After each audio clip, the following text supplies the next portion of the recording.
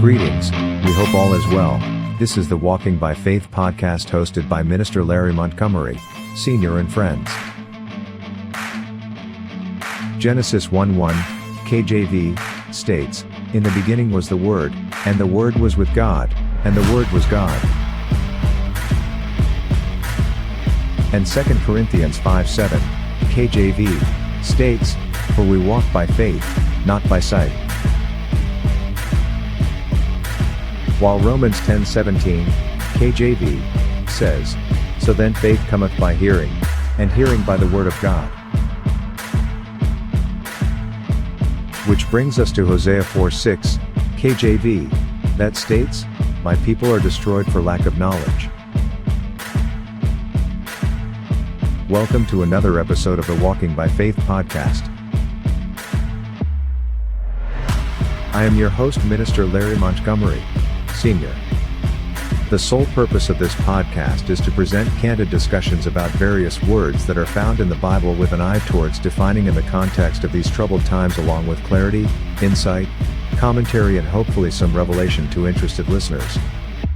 This podcast is a presentation of the Montgomery Media Group.tv and can be found on most podcast platforms. Video presentations are available on YouTube, the African American Shopping Network channel. This show is sponsored by www.theauthor'scorner.online. Please like us and follow us on Facebook.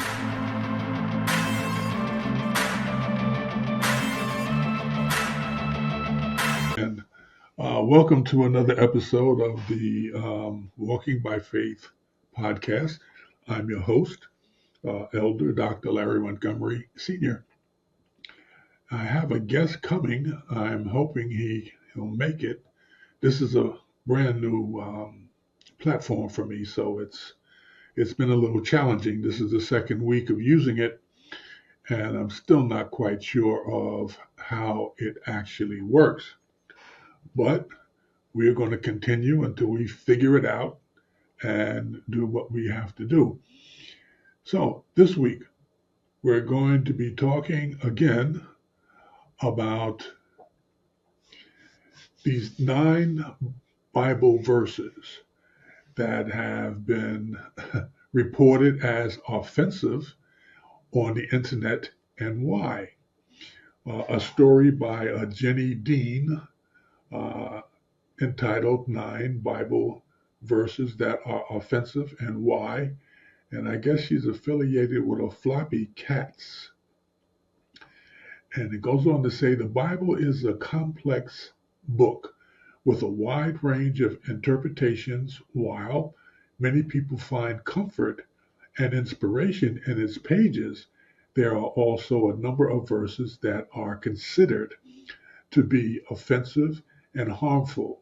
Here is a list of 12 such verses, along with an explanation of why they are considered to be so. Now, last week, if you remember, we talked about the first verse, which came from Leviticus, and 20 and 13, I believe it was. This week, Deuteronomy 22, 20 to 21. Deuteronomy 22, verses 20 to 21 presents a legal scenario from ancient Israel. The verses address a situation where a bride is accused of not being a virgin.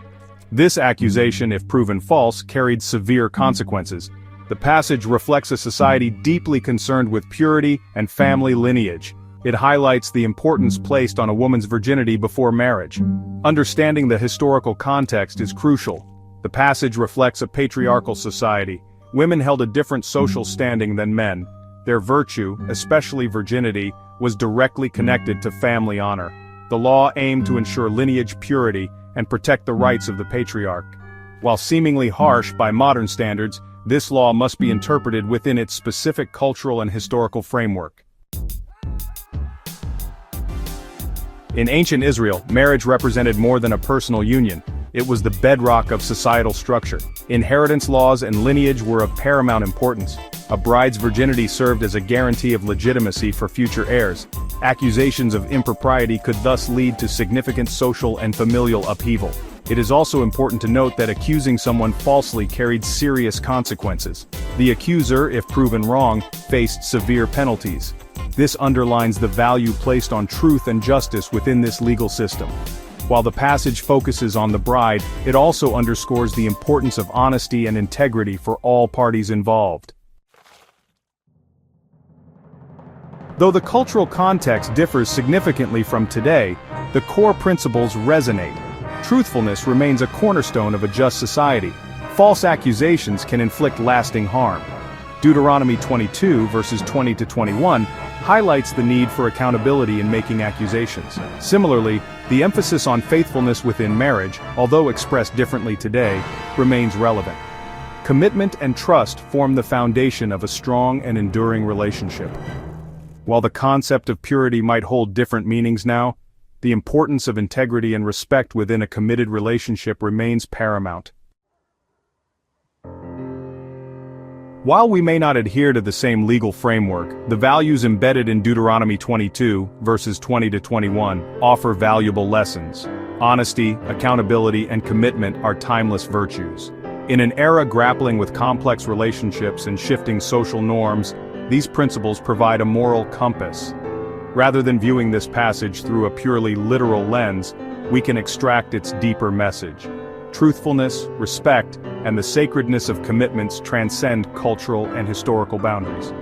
These values remain essential for building strong relationships and a just society, even in our modern world. It reads as follows. If a woman is caught in the act of adultery, both she and the man she is with must be put to death. This is a law that must be obeyed throughout Israel. If a man seduces a virgin who is not engaged, he must pay the girl's father 50 pieces of silver and marry her. Now, you may not know what the value of a piece of silver was back in the Bible days, and let me help you out with that there. 50 pieces of silver would have required 50 months of work, or 4 years and 2 months of labor, most likely on a farm. So, yes, that was a lot of money then. This verse is deeply offensive to women as it suggests that they are less valuable than men and that their lives are worth less. It also promotes the idea that women are property to be owned by men. Now, let me start on this slowly. The verse teaches us about the importance of truth, faithfulness, and accountability in our relationships. It calls us to honor our commitments, live with integrity, and reflect God's standards of holiness in every aspect of our lives. So my comment here, if a woman is caught in the act of adultery, both she and the man she is with must be put to death.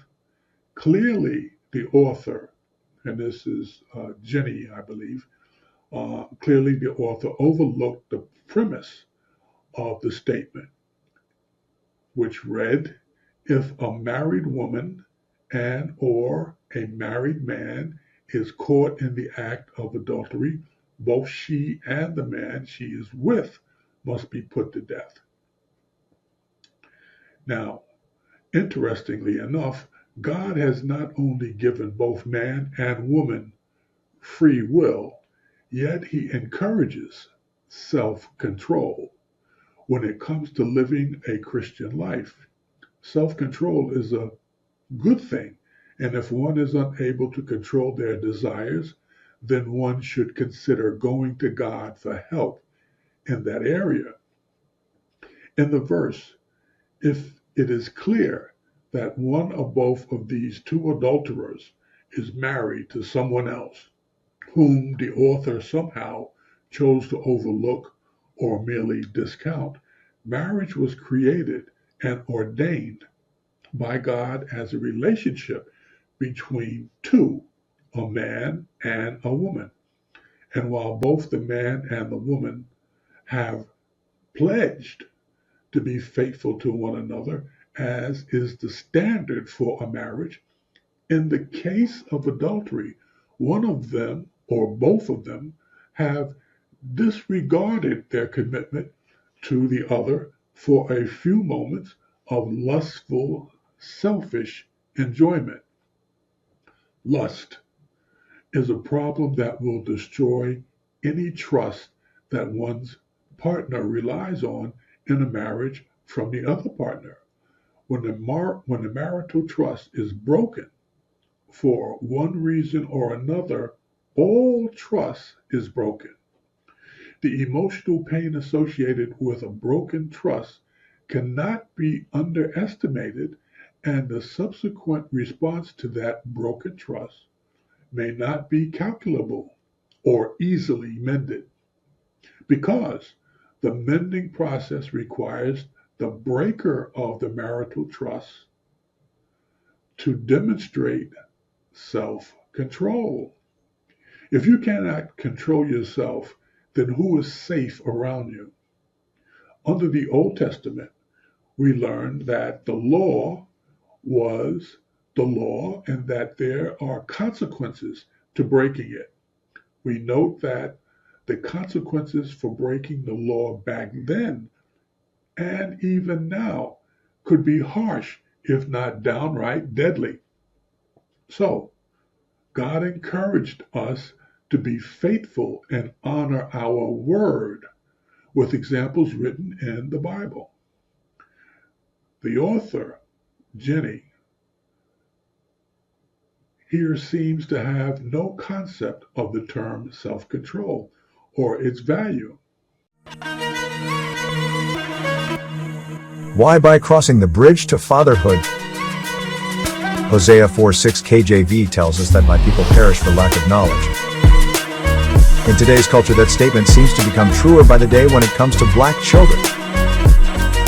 When we look at the impact of fatherlessness on the black family household over the last 30 years, we see the culmination of all of our culture's efforts to disparage black people through the breaking down of our most basic stronghold, our family unit.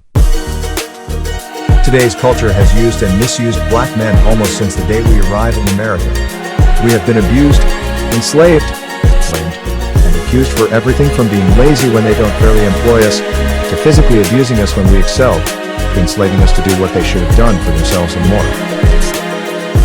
This American culture we live in has incarcerated us, experimented on us, and designed a separate definition to us. And as soon as we start complying with this designated new nature, they blame us for not succeeding and causing fear and distrust in the very same culture we find ourselves discouraged to be a part of. So what do we need to overcome this brainwashing, you ask? We need to return to our roots. We need to get back to being the kings and queens we once were. We need direction from God. The good news is that He has already given us the directions we need. The guide to crossing the bridge to fatherhood is just that. Here we review the directions the Bible holds for our return to greatness within our own homes and communities. Read Crossing the Bridge to Fatherhood by Elder Dr. Larry Montgomery, Sr. Available on Amazon and The Author's Corner. Online in both ebook and paperback formats. Get your copy today and read it to your entire family. What does it mean that it is better to marry than to burn in? We find that in 1 Corinthians 7 and 9. 1 Corinthians 7 and 8 to 9 says, "Now to the unmarried and the widows I say, it is good for them to stay unmarried, as I do. But if they cannot control themselves, they should marry, for it is better to marry than to burn with passion." As the King James Version says simply, to burn, which has led some to misunderstand. Some have speculated that the word burn refers to burning in hell. However, When we take the passage in context, we see Paul is saying that even though singleness is his preference, it is not wrong to marry. In fact, for those with strong sexual urges, it is better to marry than to be consumed by unfulfilled desire. Paul's statement that it is better to marry than to burn supports the Bible's strong stance against sexual immorality.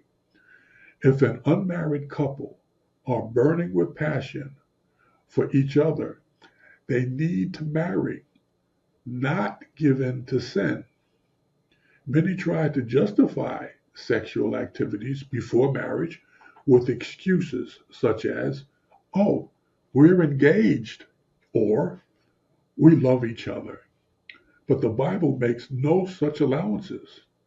In 1 Corinthians 7, 1-2, Paul addresses the distinction between the married and the unmarried and states that sexual fulfillment is a primary reason for marriage.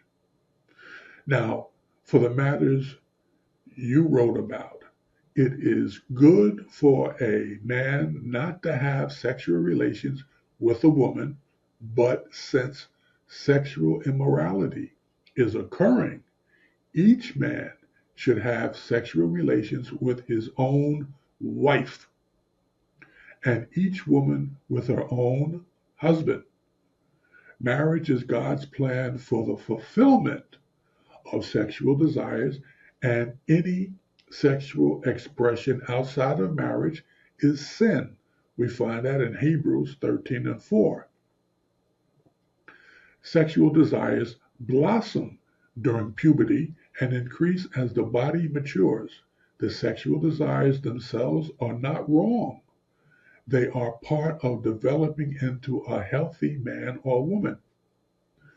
What we do about those desires determines whether or not they lead to sin. If we look to James 1:13-15, it explains the progression from the temptation to the sin. Let no one say when he is tempted, I am being tempted by God, for God cannot be tempted with evil, and he himself tempts no one. But each person is tempted when he is lured and enticed by his own desire. Then desire, when it has conceived, gives birth to sin, and sin, when it is fully grown, brings forth death. With his assertion that it is better to marry than to burn, Paul sounds a warning for those caught in the progression toward sin. Long engagements, young teen dating, and makeout sessions between dating couples are always that temptation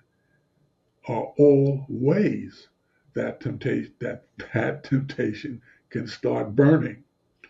1 Thessalonians 4:3-7 also addresses the need to control our passions.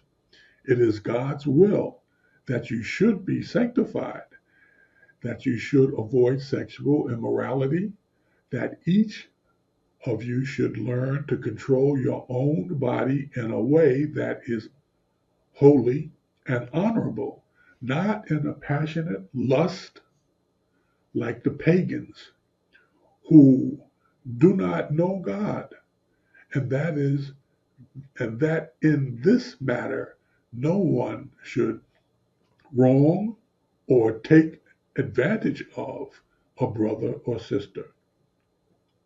The Lord will punish all those who commit such sins, as we told you and warned you before, for God did not call us to be impure, but to live a holy life. Okay, What is sexual immorality? In the New Testament, the word most often translated sexual immorality is porneia. This word is also translated as whoredom, fornication, and idolatry. It means a surrendering of sexual purity, and it is primarily used of premarital sexual relations. From this Greek word, we get the English word pornography, stemming from the concept of selling off. Sexual immorality, is the selling off of sexual purity and involves any type of sexual expression outside the boundaries of a biblically defined marriage relationship. We find that in Matthew 19:4 and 5. The connection between sexual immorality and idolatry is best understood in the context of 1 Corinthians 6:18, which says, "Flee from sexual immorality. All other sins a man commits are outside his body, but he who sins sexually sins against his own body." The bodies of the believers are the temple of the Holy Spirit. We find that in 1 Corinthians 6:19 and 20.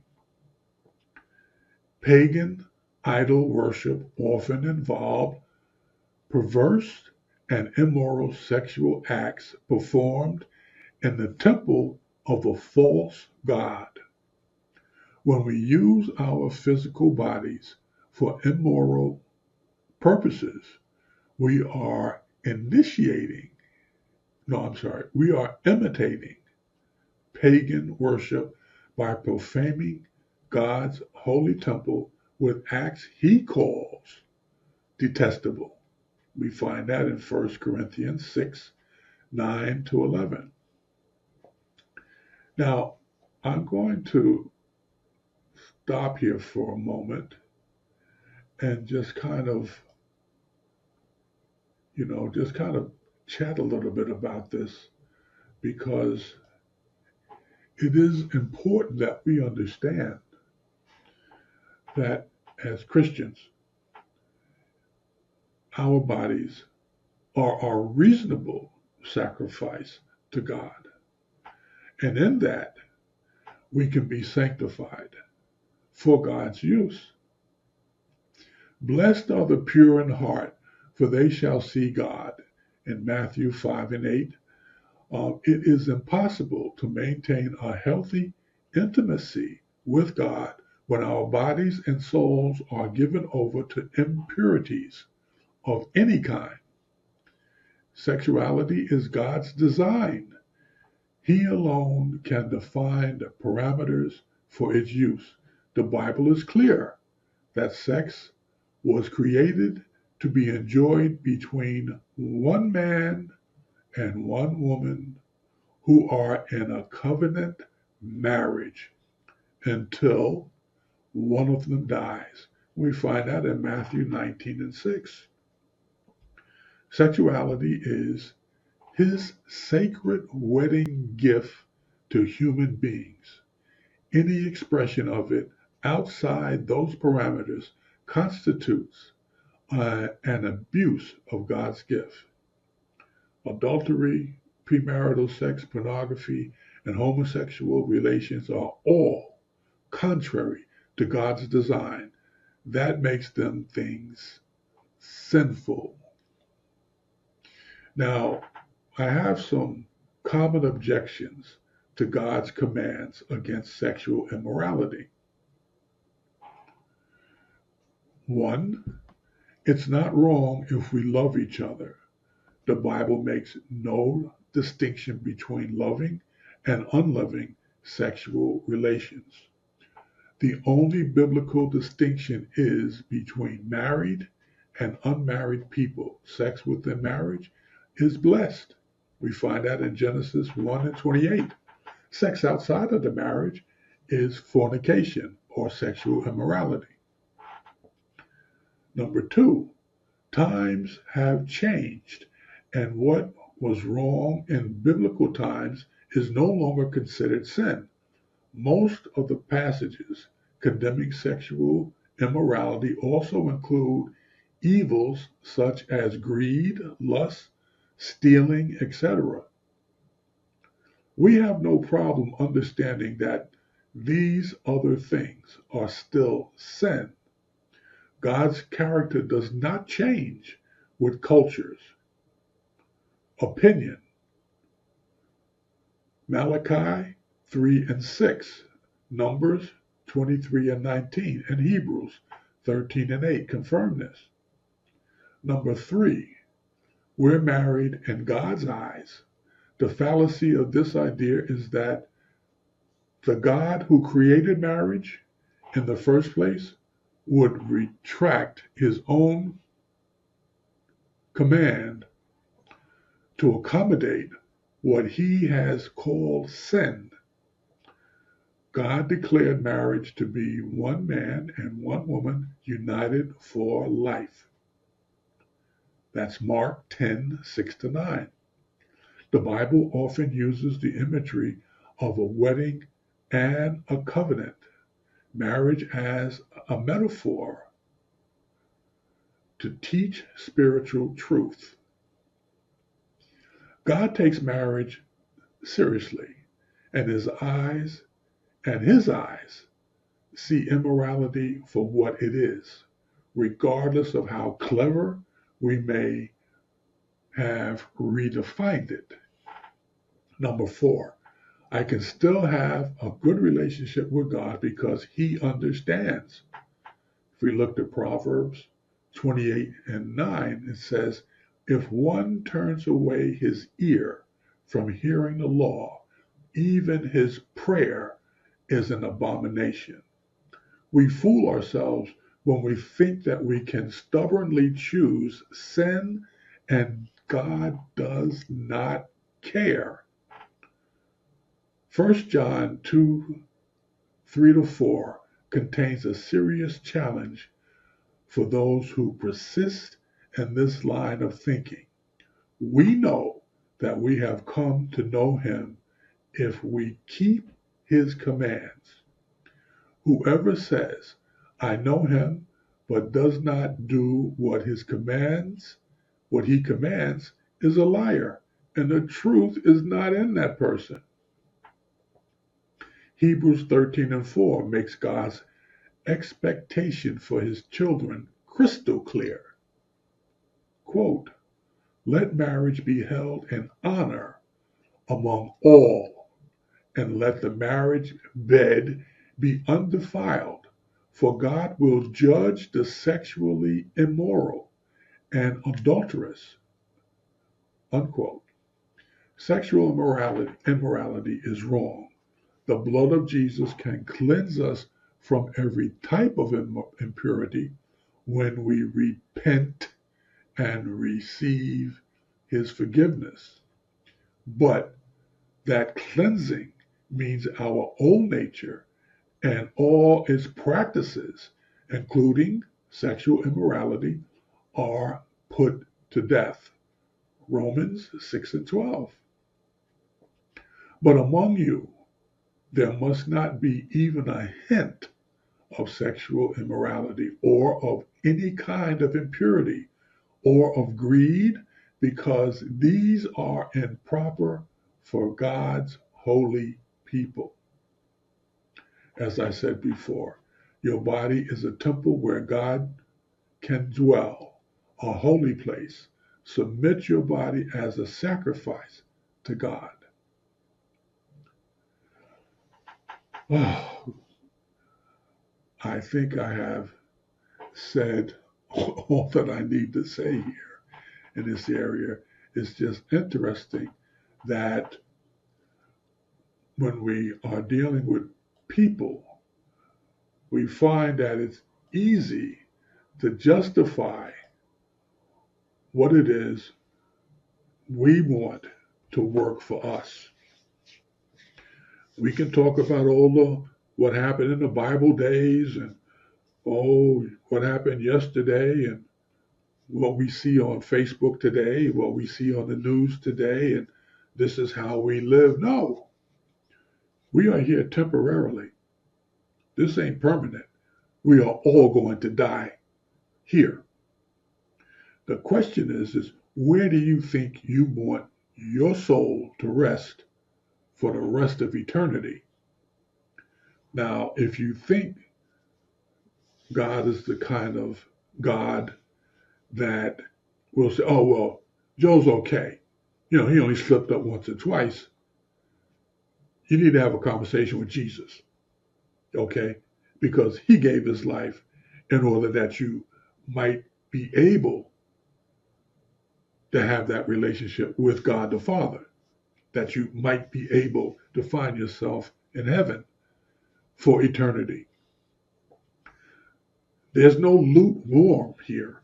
There's no, well, I'm sometimes Christian, or I'll just put my Christianity down for a moment and take care of some situations that I feel I want to take care of. That's not how it works. And trust me, if you know the time, the moment that you were going to die, and you let that slip by, you will certainly find yourself on the way to someplace you don't want to be. But since you don't know the moment that you're going to die, you're just gambling. You're gambling, and the house always wins. Okay. So let me leave that right there. 26 minutes into this. When I do post this on my YouTube channel, I'll probably add some things to it, maybe a little commercial or something like that there, my intro, my exit. So you still get the feel of what you've been used to as far as our weekly presentation here. This new platform, Riverside, is very interesting. It has a lot of tools, and I just haven't mastered them all yet. I may never master them, but it is a good tool. And so with that, I will say thank God for this time, and I hope it has been informative and a blessing to you and to someone that you might run into who needs to fully understand that sexual immorality is a problem. And you might find yourself on a highway to hell if you continue to live that lifestyle and not turn away from it. Until next time, God willing, I'll see you if the creek don't rise.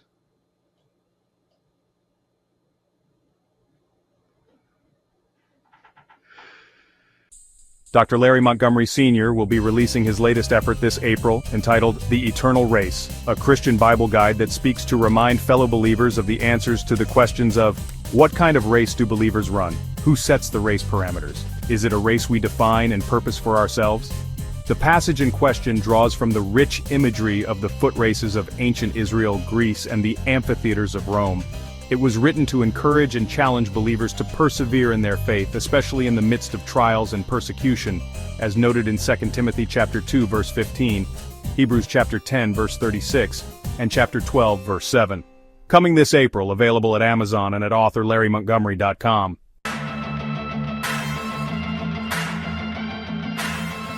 Thanks be to God. You have been listening to another episode of the Walking by Faith podcast hosted by Minister Larry Montgomery, Sr. and friends. Join us again next time as we continue to labor in this vineyard with an eye towards bringing the words of God to those who are interested. Remember, the sole purpose of this podcast is to present candid discussions about various words that are found in the Bible with an eye towards defining in the context of these troubled times, along with clarity, insight, commentary, and hopefully some revelation to interested listeners. This podcast is a presentation of the Montgomery Media Group.tv and can be found on most podcast platforms.